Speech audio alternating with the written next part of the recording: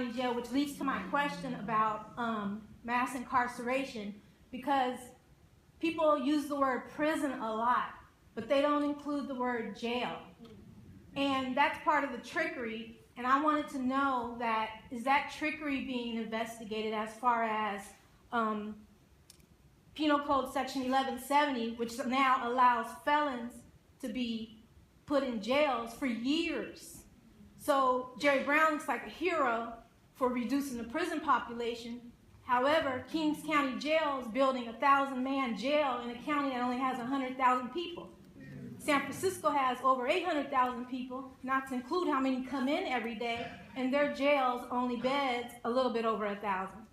So is that trickery being looked into as far as, yeah, we got less in prison, but jails are building? Well, that's a really good point, Jen, particularly within the context of this realignment process that Jerry Brown used in order not to have to follow the court injunction that required the governor to guarantee that at first 40,000. You remember the governor?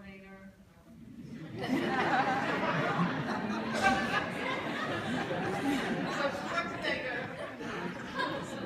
was supposed to release 40,000 people. And the lengths to which they went to avoid releasing people, and this had absolutely nothing to do with whether the people who were going to be released were, quote, dangerous or not. It was all about the appearance of being soft on crime. And of course, finally, what happened was that this realignment process was developed so that instead of releasing people into the community, they redirected them into jails. And jails are often worse than prisons. Yes. Because in jails there are no programs. There aren't that many anymore in prisons, but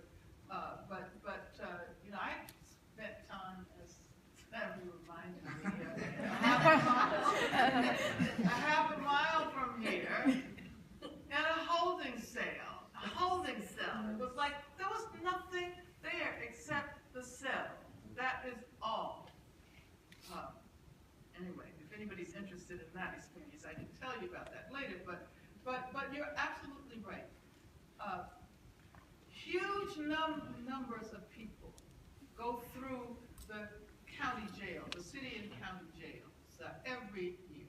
When we talk about the system of incarceration, the prison industrial complex in this country, we have to include not only the federal prisons and the state prisons, but the county jails.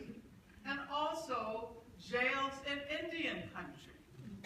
That is a separate category. And also military prisons. And then what do you think is the fastest growing sector of the prison industrial complex?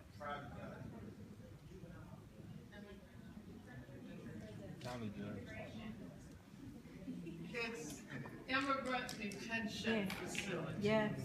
Immigrant detention facilities. So this means that when we talk about mass incarceration, the prison industrial complex, we have to link that. This is again another question of the intersectionality of struggles. Link that with the immigrant rights movement. As a matter of fact, somebody mentioned private prisons. Over here, the private prison companies have been responsible for the most repressive legislation against immigrants because they know that that will mean more immigrant bodies in prison, which means more profit for them. And this is not even to speak about what's happening in other parts of the world and the role that the U.S. is playing in guaranteeing that the strategies within the context of poverty in countries of the global south encouraged by the U.S. are not to provide help to people, not to provide jobs, not to provide housing, not to provide schools and healthcare, but rather to create more prisons. Latin America, Africa, wherever you go, you see U.S.-style prisons emerging as the primary strategy for addressing a world that relies more on the production of profit than it does on serving people's needs. Thank you. But yeah.